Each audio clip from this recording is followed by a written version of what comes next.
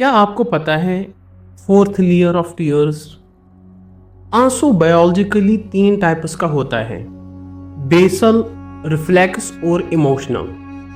Research ने दिखाया है कि इनमें से सिट्रस रिलेटेड बायोकेमिकल्स जैसे कार्टिसोल और एडिनोकार्टिकोट्रोफिक हार्मोन की मेजरेबल ट्रेसेस मिलते हैं। यानी जब इंसान इमोशनली रो रहा होता है, वो सिर्फ पानी नहीं गिरा रहा होता है, बल्कि बॉडी का सिट्रस प्रोसेसिंग साइकिल कंप्लीट कर रहा होता है। लेकिन फोर्थ लेयर कोई एनाटॉमिकल लेयर नहीं, ये न्यूरोकॉग्निटिव डेप्थ का स्टेज है। इस स्टेज पर 3 सिस्टम साइमल्टेनियसली एक्टिव होते हैं। पहला लिम्बिक सिस्टम, स्पेशली एमिगडाला, जो गिल्ट, फियर और मॉरल डिस्कम्फर्ट जनरेट करता है, मतलब क्या चीज इंपॉर्टेंट या थ्रेटनिंग है। दूसरा एंटीरियर सिंगुलेट कॉर्टेक्स, जो कन्फ्लिक्ट डिटेक्ट करता है, मेरे वैल्यूज और मेरे एक्शंस अलाइन नहीं कर रहे हैं। तीसरा प्रीफ्रंटल कॉर्टेक्स, जो सेल्फ इवोल्यूशन, फ्यूचर प्लानिंग और बिहेवियरल करेक्शन का सेंटर है। जब इंसान सिर्फ इमोशनल ओवरवेलमिंग नहीं बल्कि कॉन्शियस मॉरल रियलाइजेशन में रोता है, तो ये नेटवर्क्स इंटीग्रेट होते हैं। इस इंटीग्रेशन को न्यूरोसाइंस में इमोशनल कॉग्निटिव कपलिंग कहा जाता है। यही से रियल बिहेवियरल चेंजेस स्टार्ट होता है।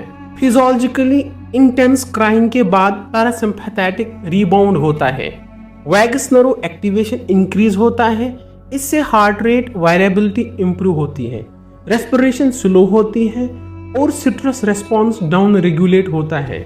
ये स्टेट लर्निंग और न्यूरोप्लास्टिसिटी के लिए ऑप्टिमल होता है। इसीलिए फोर्थ लेयर का आंसू सिर्फ एटोनमेंट नहीं, ये emotional activation, moral conflict detection, executive correction, autonomic reset का इंटरसेक्शन है। और जब इस लम्हे में इंसान सिंसियर इंटेंशन सेट करता है, तो ब्रेन का सिंपैथेटिक पाथवे लिटरली वीकन और स्ट्रेंथन हो सकता है। रिपीटेशन के साथ नया बिहेवियरल सर्किट बिल्ड होता है। ये सिर्फ रूहानी मेटाफर नहीं, ये मेजरेबल न्यूरोबायोलॉजिकल ट्रांसफॉर्मेशन का स्टार्टिंग पॉइंट हो सकता है। आंसू गिरते हैं लेकिन असल में सिस्टम रिकैलिब्रेट होता है। लेकिन बात सिर्फ ब्रेन रीजन्स तक महदूद नहीं रहती। इस फोर्थ लेयर यानी रिपेंटेंस के पीछे एक गहरा मॉलिक्यूलर शिफ्ट भी काम कर रहा होता है। पहला एपिजेनेटिक शिफ्ट, जो मॉलिक्यूलर लेवल पर चेंज होती है।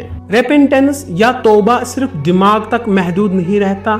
रिसर्च कहते हैं जब हम मॉरल ट्रांसफॉर्मेशन की स्टेज पर रोते हैं, तो हमारी बॉडी में जीन एक्सप्रेशन चेंज हो सकते हैं। Intense emotional shifts citrus hormones suppress करके हीलिंग प्रोटीन्स जैसे BDNF, brain derived neurotropic factors को एक्टिवेट करता है। ये फोर्थ लेयर सिर्फ न्यूरॉन तक नहीं रुकता, ये आपके सेल्स के अंदर दाखिल होकर आपके सिट्रस जीन्स को ऑफ और रेजिलेंस जीन्स को ऑन कर देता है।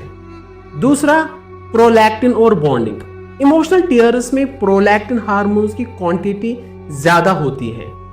ये वो हार्मोन्स हैं जो अटैचमेंट और ट्रस्ट पैदा करती हैं। जब इंसान अल्लाह के सामने रोता है, तो ये हार्मोन्स उस स्पिरिचुअल अटैचमेंट फिजिकल लेवल पर मजबूत करता है। साइंटिफिक लेवल पर इन आंसू में मौजूद प्रोलैक्टिन आपके और खालिक के दरमियान उस बॉन्डिंग को ट्रिगर करता है जो अल्फाज नहीं कर सकते। साइंस के मुताबिक रोने के दौरान ब्रीदिंग पैटर्न एक स्पेसिफिक रिदम में चलता रहता है, जो ब्रेन वेव्स को गामा थीटा स्टेट में ले जाता है।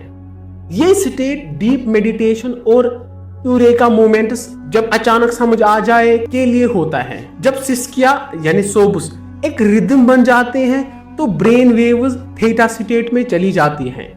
यही वो फ्रीक्वेंसी है जहां पुरानी आदतें टूटती हैं और नए रास्ते बनते हैं। सूरह अज़-ज़ुमर में अल्लाह ताला फरमाते हैं, उनके जिस्म थरथरा उठते हैं, फिर उनके दिल और जिस्म नरम होकर अल्लाह की याद की तरफ झुक जाते हैं। ये बिल्कुल वही ऑटोनॉमिक रीसेट है जो हमने पूरा इस वीडियो में देखा। अगर आपको वीडियो पसंद आया तो लाइक करें, सब्सक्राइब करें और शेयर करें।